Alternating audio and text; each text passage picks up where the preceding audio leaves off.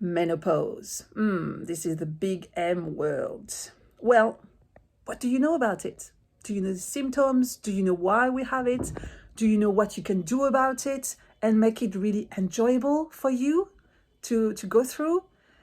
Because at the end of the day, this is it. We are free of making babies. But if you want more info, watch this episode. It's time for Speak Up Darling Show!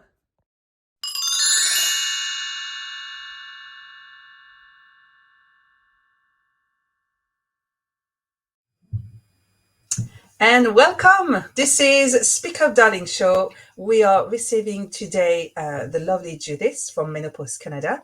I'm Vanessa, I'm your host, and we're going to talk about the big words, menopause. Please, Judith, firstly, introduce yourself, then we get into the big pond. Hi, Vanessa. Yes, thank you for asking me to be part of the show this morning. As you can probably hear, although it says Menopause Canada in the title, my name is Judith, and I actually live in Calgary in Canada. I've lived here for 22 years. Wow. And I started Menopause Canada just about a year ago. Sorry. And What is that? Sorry. This is the thing with telephones. You're never alone. So I'll start. And I started it because I'd been on a menopausal journey myself, or really perimenopausal journey, and found that there was very little evidence-based information for me, and happened to go on to an Instagram live, actually live with Lisa Snowdon and Dr. Naomi Potter, and said that, hey, I'll start something in Canada. And that's what I ended up doing. And the aim of Menopause Canada really is to try and provide evidence-based information to women and resources of where you can find information, because just if you search menopause in Canada anyway, in the UK, you've got way more resources. But in Canada, there's very little. It's very out of date, and most of it's very scary. And some of it's very expensive. So that's how Menopause Canada came about. Yeah. Did you bring some resources from the UK, or how did you build this first? I mean, obviously, yes, you had this idea of spreading the message about menopause from what you lived and went through, or still going through. But how is the making a website about it? How to put that on the on resources? On which resources have you been really kind of grabbing on to share with other women? Well, you know what? It's really funny you should ask that, because I actually think one of the greatest results of the COVID lockdown was it pushed us all onto social media. And I had never had an Instagram account. And I started to go on Instagram, and a very good friend of mine in the UK, who I've known for years, said, have you seen this person? And have you seen that person? And I ended up following them. And a lot of them were women who were talking about midlife and some of the issues that they were having. And so that really piqued my interest to look at that. I then looked at what was available in the UK, and you have the British Menopause Society, which is excellent. They have plans and resources. You have the NICE guidelines. NICE is the National Institute of Clinical Excellence. They're the ones that make recommendations about all kinds of things in the UK.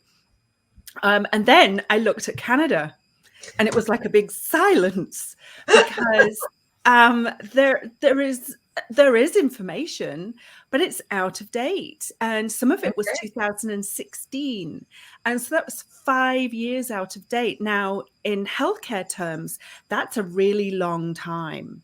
And so I then started to read a book called Estrogen Matters by Dr. Avrin Blooming. He's an American physician and slightly controversial, but a great book, a little dry. And I also looked at Dr. Shazadi Harper from the Harper Clinic in London. She wrote a great book, The Perimenopause Solution. And it just made me think, okay, where can I get this? Where can I find this? And I couldn't find an avenue. And funny story, I actually had to buy the domain, the name Menopause Canada. And I thought, it'll be gone. It won't be available. And I couldn't believe that no one had got menopausecanada.com because, wwws are purchased everywhere. And I've done it before for other things in other parts of my life. And I thought, it won't be there. And sure enough, it cost me $10 to buy the name, and no one else had done it. And it just made me really think women, particularly in midlife, are completely underrepresented.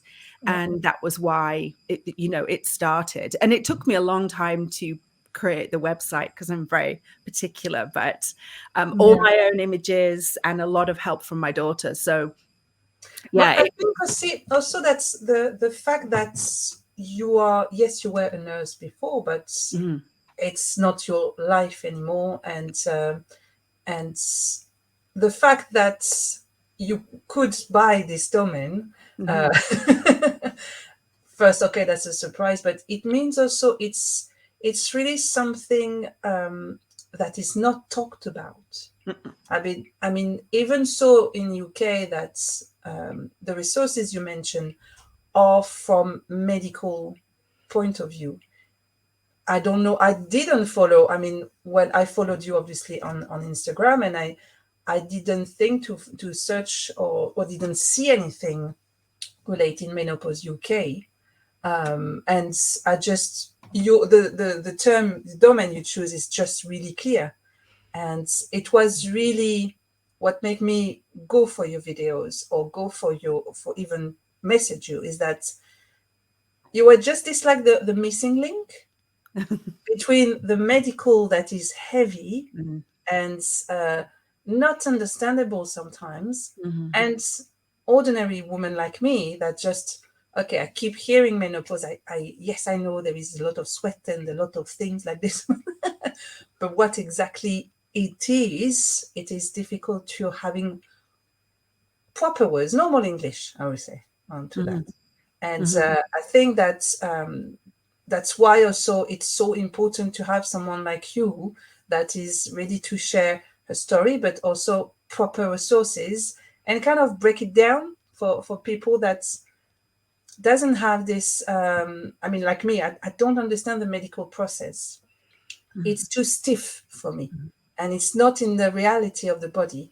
And and doctors sometimes talk to you like you would understand.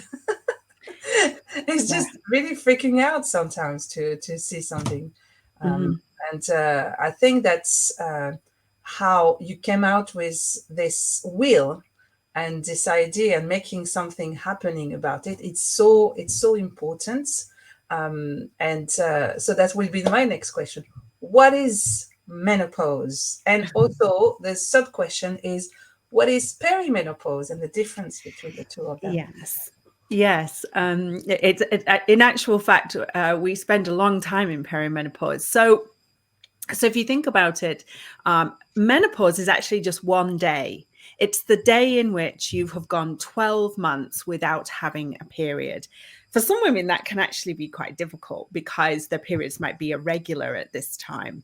But it's an approximation, and it's not a hard and fast date. But it's basically when you've gone 12 months without having a period. And it would be a proper period as well, not just some spotting. Okay. So on average, most women will stop having their periods and therefore be fertile and able to have children around the age of 51. Okay. Now, it can start sooner, it can start later. Myself, I was 54 before my periods actually stopped. Some women can have it in their early 40s. The time before that is called perimenopause. And during that time, it's worth remembering that unfortunately for us, our hormones, particularly estrogen, doesn't just slide down nicely. What it does is it goes with our periods and it moves up and down. And sometimes you can have really high highs where you get lots of breast tenderness, lots of heavy bleeding, and then low lows where you would get depression, you would get anxiety, you would be fearful, you can't think straight, you get brain fog. Along with that, you've also got progesterone, which is another one of our hormones, and that does the same thing. And then you've got testosterone. So those are the three hormones that are really important for women. And none of them go down in a nice, steady, January 1st, your periods stop, and that's it, you're into menopause.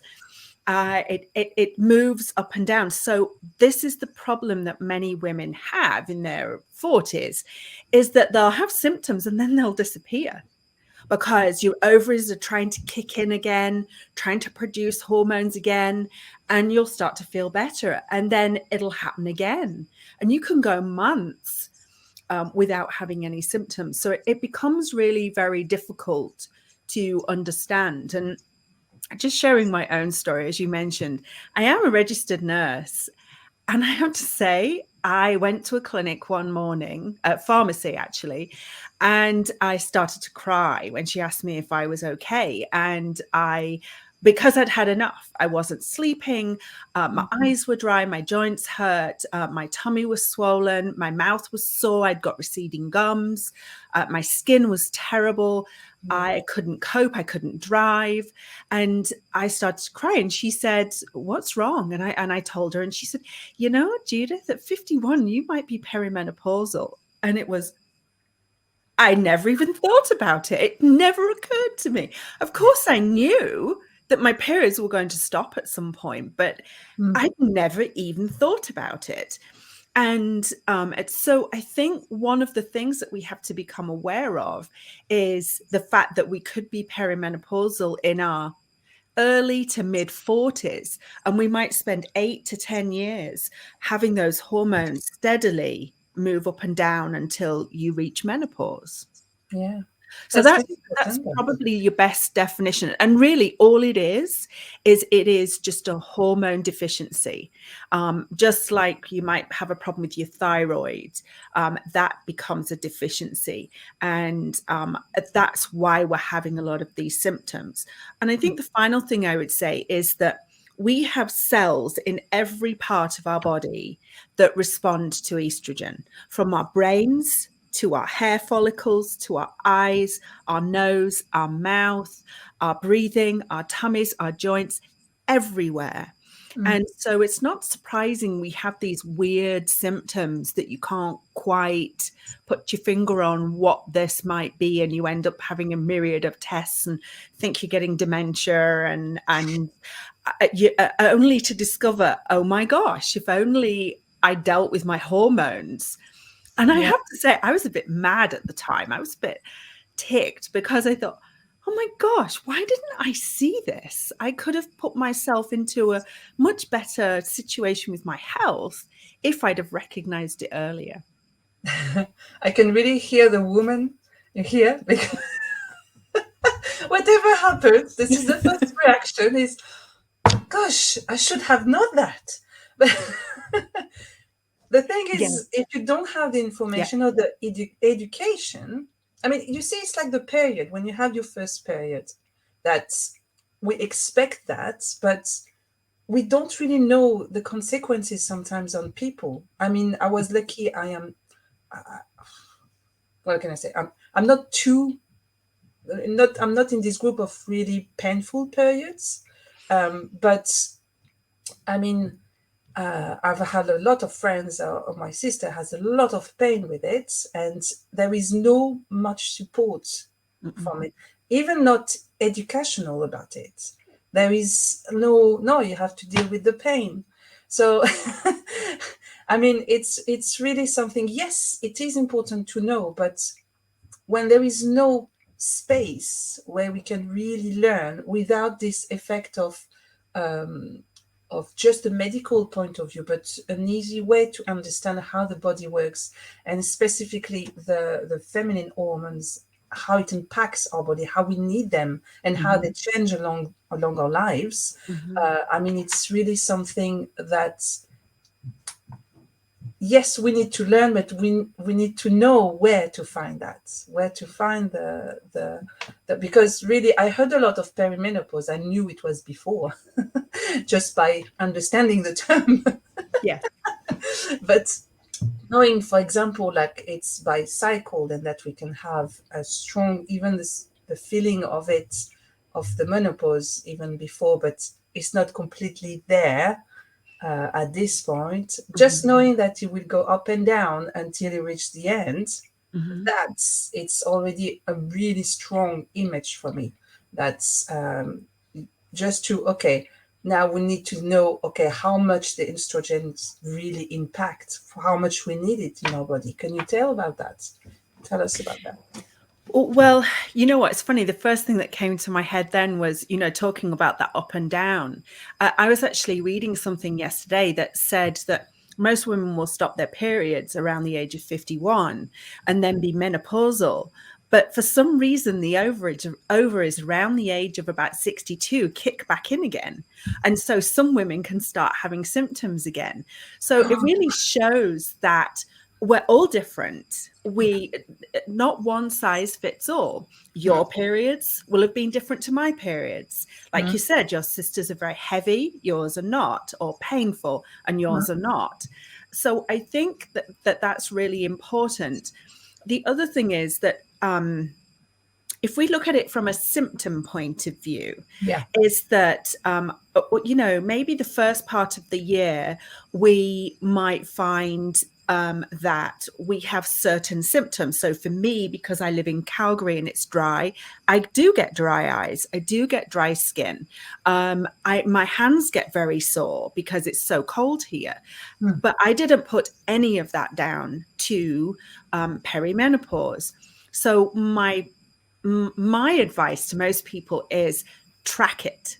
Yeah. Start to if you, whatever your situation is, whether it be perimenopause or your thyroid or anything, is there is no point in going to see your GP or anyone if you are vague about what's going on in your own body.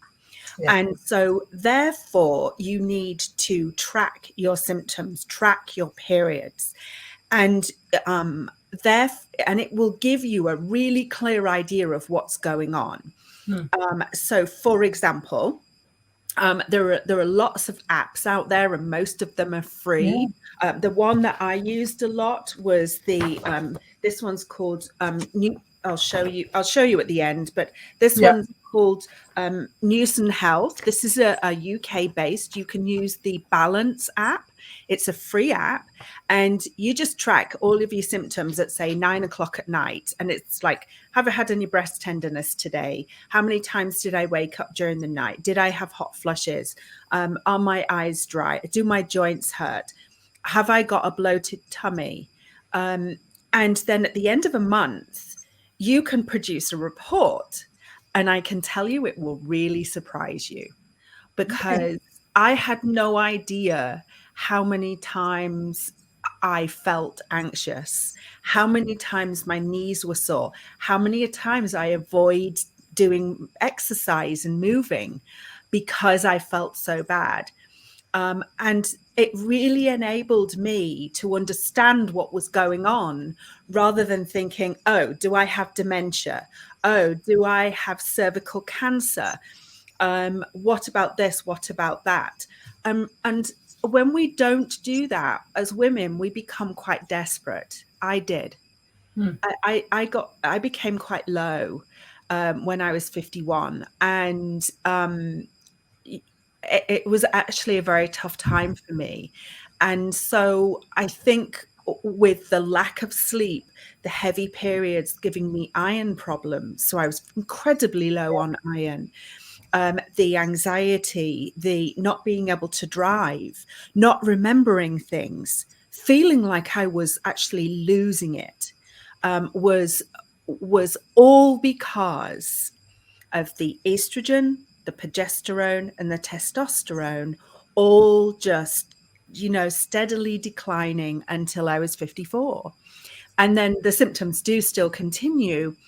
But if only I'd have managed that and known that, I would have managed my own perimenopause very differently. Yeah. You could have anticipated a bit more, obviously, Mm-hmm. reactions or stuff or moods, also kind of Mm-hmm. mood about it. But I mean, is there any other external kind of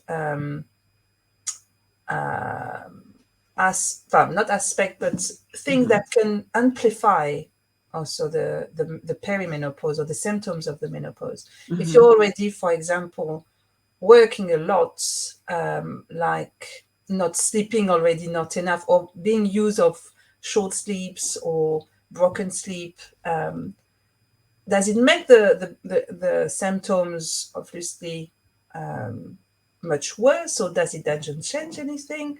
It's Yes. okay. Yes, it does. So, for example, the research shows if you smoke, your hot flashes and your night sweats will be a lot worse. If you are overweight, um, and I mean quite overweight, you'd have to, look at the BMI. But if you are overweight, you are likely to have much bigger changes in your estrogen. So again, you will have much more problems with things like breast tenderness, weight gain anyway. You get weight gain, particularly around the middle, um, and also the night sweats and the hot flashes. If you are a woman who prior to perimenopause suffered quite badly with PMS or premenstrual syndrome, you're likely to struggle too in your perimenopause and menopause. And this is some of the latest research around that. If you if you've had children later, so say if you've had children in your late 30s, early 40s, which some women do, Yeah. a lot of them find that they have children and then they seem to, without knowing it, go straight into perimenopause and just think that it's a hangover from when they had children. And it's not. It's because, you've had this massive surge of hormones during pregnancy. And then everything usually takes a year or two to come down. And then you find your periods are heavier, they're more frequent. Than they ever were. They're more painful. You get much more severe breast tenderness. You're tired more. And then, all of the other areas that we haven't discussed is the sexual areas, the changes to your Yes. libido, the changes to how you feel about the way you look.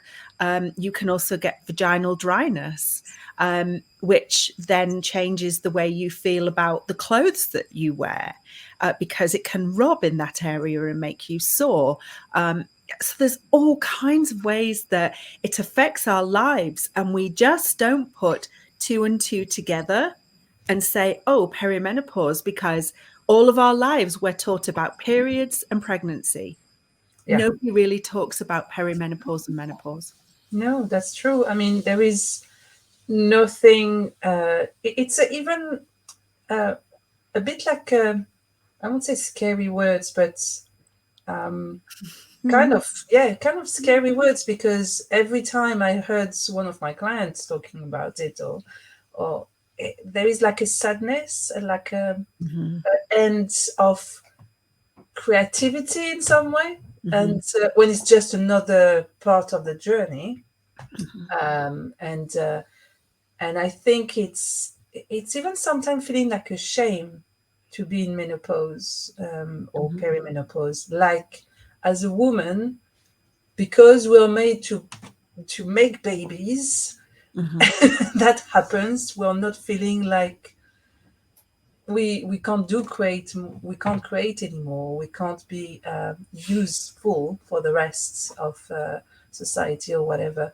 I feel still that is still a big stigma on this part, even if for women who don't want kids or never thought they will have kids or whatever.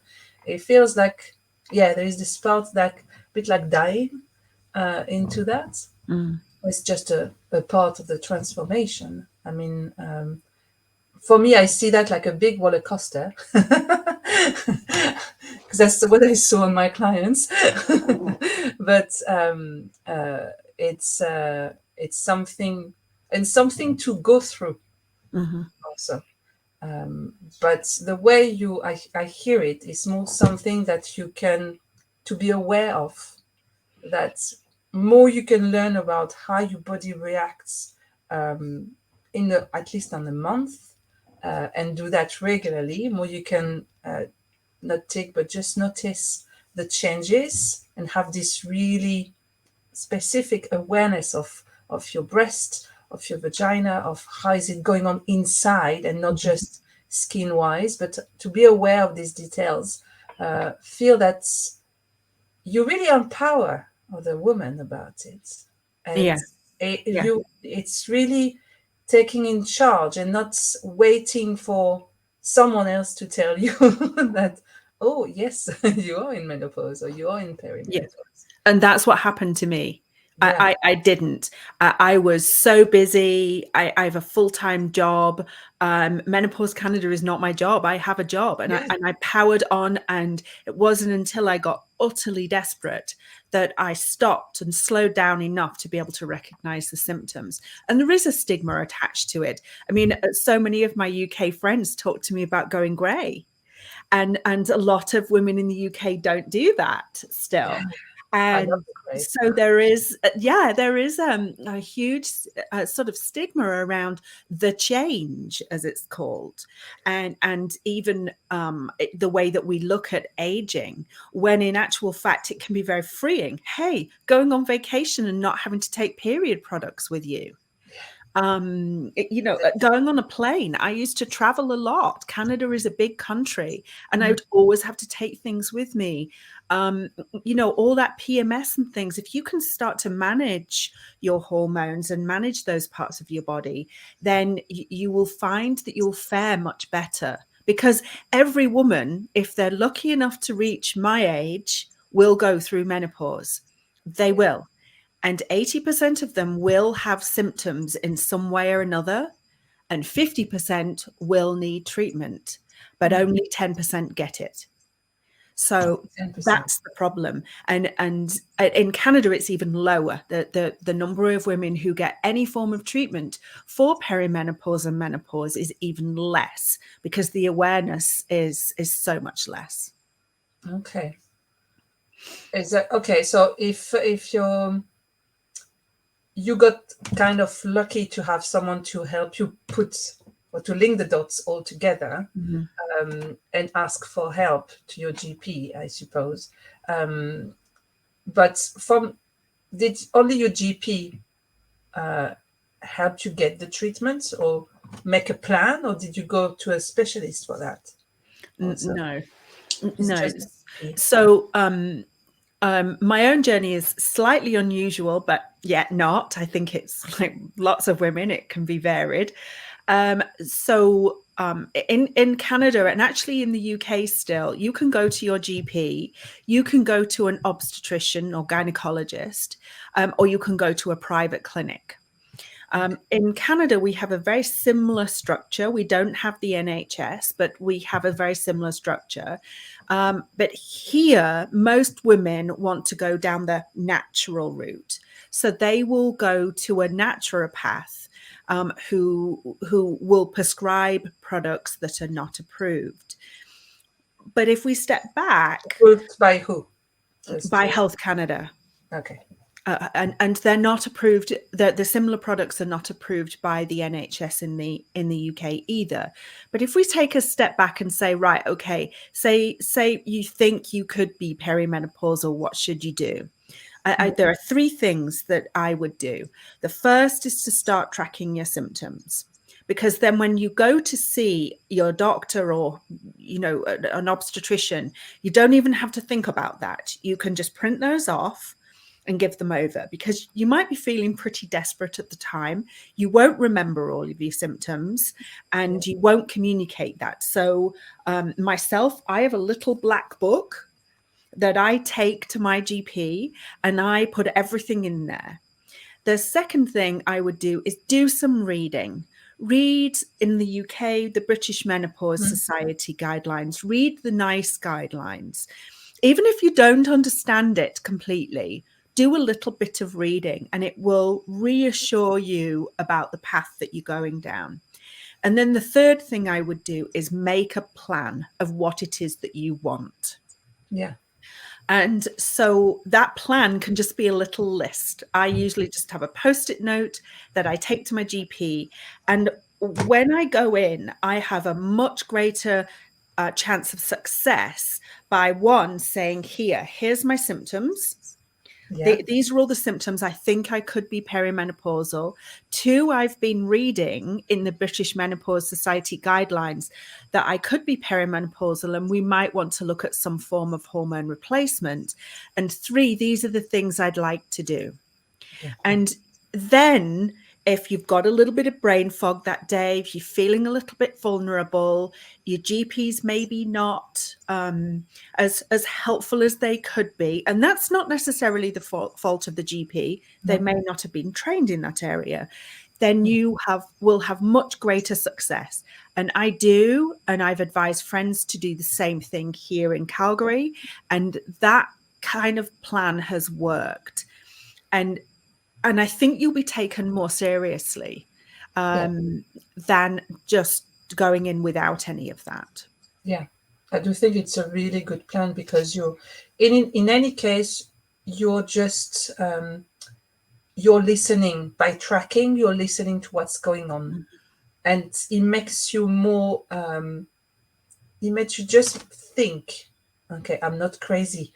I have this coming up, and this, and this, and this, and this. So it's always much better to bring something more deep to the GP or whatever specialist you want to see, because they can't do if they just hear I'm tired or I'm this and that. Sometimes they connect quickly and sometimes they don't because they don't know you on a regular basis. So it's really important just to make that aware, be aware of what's happening for you, and then get some help in some ways. The reading, I think it's also a really good a good thing to just know a bit more. If you're concerned about something, GPs don't have always the time, unfortunately, to explain all in a row, and there is a lot to talk about the menopause and how is it gonna be how it's gonna affect you. But the treatment, I mean, whatever the treatment chosen, so you said there is approved and there is non-approved. What is the treatment for? So it's to replace the hormones that is getting lost. But if the body, so my question might sound stupid, but if the body kind of naturally put the system, the reproductive system, and these hormones in particular shutting down, why does it shut it down? Do we know that? Why is that something we have to go through? Well, when we're born, our ovaries contain every single tiny little egg that we're ever going to use in our body. So Wow. the moment we're born, we know our body knows we don't, but our body knows how long we're going to be fertile for. Okay. So this is a completely natural process.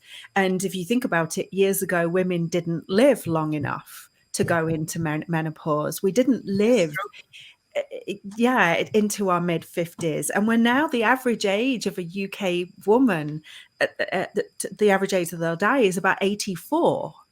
So we've got potentially 30 years without having periods.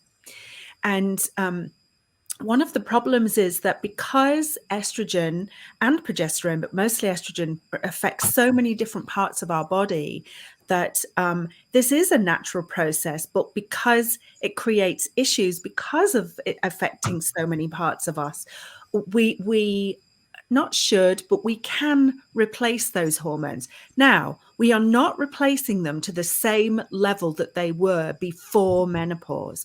Okay. All it is just a small dose just to keep us steady, to ease the symptoms. And as my GP says, he wants me to take as little amount possible for the greatest effect. And therefore, you've got the reduction in risks because hormone replacement therapy comes with risks. So you don't have to take hormone replacement therapy, and some women can't. If you've had an estrogen receptor breast cancer, they can't take it. But the number of women that can take it is huge. I mean, hey, only 1 in 10 women who could take HRT, hormone replacement therapy, is taking it. That means there is 9 that are not. Yeah. 9 women who are thinking about quitting their jobs because they can't cope, who can't drive because they can't concentrate, who are divorcing their partners because they have problems with their relationships. So there's a lot of women out there who are still not going down this avenue. And there are very real reasons why. And it's not something you have to do, but it is an option. Yeah. That's really useful to hear the difference. I mean, in the way that it's a natural process, but some hormones are still necessary to keep you sane Yeah. and to do proper choices and not just we link that to emotions when it's not emotions, it's not emotional, it's hormonal. Mhm. And I mean, that's a big thing, I think. Even so, the hormones are kind of on the market at the moment with changing your body or losing weight or whatever. But I think on a proper natural base of the body knows how long you're going to be fertile, Mhm. whatever you want to have kids or not, and then, well, at this point, normally in your 50s, it's going to stop, but then you still need the hormones. You still need to proper be yourself and not getting kind of this madness. When you were saying that, I was thinking of this woman's. I mean, like in even in 50 years ago, or something that's we're not aware. I mean, I'm coming from a family of farmers, so I'm pretty sure they didn't know about things like perimenopause and menopause, and I'm pretty sure that my ancestors really kind of struggle, uh, and because I had some heard some stories into some women who were just getting so crazy because yeah, it was not properly related to whatever was, but more insides, and the hormones were not taken care of, and we can see that still now is so little talked about. Mhm.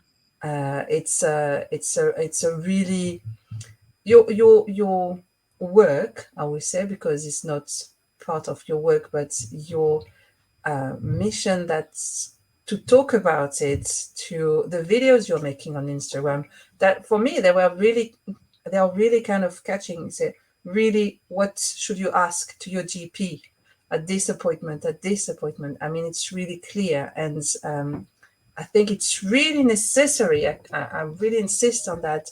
On yes, you have to be aware of your body and the symptoms of it, but also talk about it to your friends, even if it's your friends. I think you told me that's one of your friend that Mhm. got you think about it a bit. Mhm. That's oh yeah, that's not normal what you're going through. No, that's Nancy. And in fact, this morning when I sat here and I was a little nervous at time, I thought, okay, the camera up there is Nancy. I'm talking to Nancy. And Exactly. that's who I think about. I think about just talking to that one person. And I think it's worth remembering things like there are so many different areas you could go down, but one, dementia is much more common in women. Is that because of estrogen? That's Women have many more urinary tract infections than men do. Is that because of estrogen? And that can be a problem too. Myself, I had it about 5 or 6 years ago. I remember calling one of my friends in the UK and saying, when I walk my dog, I actually pee a little bit and my panties get wet. And it never occurred to me. And I can tell you, as since I've started hormone replacement therapy, that's stopped. I've not had that issue. So I think there are so many areas that we need to address and we need to look at and be aware of and advocate for. And I think one of the things I wanted to mention as well was oftentimes women will go to a GP and they will say, we'll give you antidepressants. Oh yeah. Antidepressants are not the first line therapy recommended for women who are perimenopausal or menopausal. And this is why I become very militant about it. It is really important to track your symptoms, because if you go in there and you say, I'm feeling low, I have anxiety, I can't sleep, sure, I would think you could be depressed. But if you say, I'm feeling low, I can't sleep, I get hot flashes, my joints ache, my eyes are dry, I've got breast tenderness, and you know what, I'm a little sore down there. A little sore down there is not going to be treated with an antidepressant. Yeah. It is something else. And so therefore it doesn't equal, vaginal dryness, antidepressants. So that's why it's really important to track your symptoms. And as I say, there are great apps out there. Most of them are free, and it's a really easy, just click the buttons. And in fact, on Instagram, I did actually do a video of my own balance app on my phone and how to use it. And that's why I think it's important, because then you're much more likely to get the care and therapy that you need. I think that is really something. Track your symptoms first. Be aware. Don't generalize that just because you're low. See what else is happening in you. It's a bit like, anyway, it sounds like the period system. I mean, it's a bit the thing of, I'm feeling low. Is it going to be my period? For me, it was more my back. I feel a pain in my back. Ooh, is that the period pain, or is that another back pain that I could have? But more you can track your symptoms, more you can give to the right person, and more you can talk even to your friends. I mean, that's something. It's not so much talk about, except if it's something that really hurts you, you're gonna speak out a little bit more. But if we could just have this conversation with how we feel down there and how we feel in general, but just a bit more specific, like, I'm feeling low. Okay, why are you feeling low? Just to express a bit that, and we can, by talking, by conversation, you can have a bit more of an idea of what's happening and get to track your symptoms or how you really feel, and then get to a doctor or something, because that's the thing also that I'm used to here. I'm fine from women. I have a really heavy period now, but I'm fine. No, it's not just heavy. You're losing blood. I mean, I'd like a torrent, like a like a stream. That's not possible. It is not natural. There is something happening there, and forcing into training also around that. I mean, that's not really sensible at all. But I mean, I'm so thankful that that you do the work you do through Menopause Canada. I'm really thankful that, I don't know how it came across on Instagram, but we met and we had this conversation. And could you let us know how we can reach your website, or even you, if you do any kind of speaking, or if you do any, I don't know, any chat, anything? You can go on to menopausecanada.ca. Instagram, we're just Menopause Canada, because nobody has the domains. There's no one else out there, so you may as well look. And you can email me at judith@menopausecanada.ca as well if you have any questions. And I think what I would suggest for particularly for the British women is go on to BMS, British Menopause Society. They're great guidelines. And for my North American colleagues, go on to the North American Menopause Society guidelines. Have to say, not very happy about this because I'm going to mention it. You have to pay for those guidelines. You can't get them free, which I'm a bit ticked off about. And then on my website, on the resources section, there is a whole list of Instagram people that I follow that are really good, that give evidence-based, advice on Instagram. Yeah. And a lot of them will answer your questions. So go on there and take a look. Great. Everything will be in the description anyway, just to remind them, to remind everyone. But thank you so much for coming on the show, and thank you so much for. I mean, I had a lot of little goosebumps and aha moment with you to just link the dots of what's happening in the body for women, and we just need to speak out more. Speak out more about it. Yes. And thank you so much, Judith, for what you do and for spreading your message. Thank you, thank you. Thank you. I see you in the next episodes and at Speak Up Darling Show. Bye bye. Thank you. Bye bye.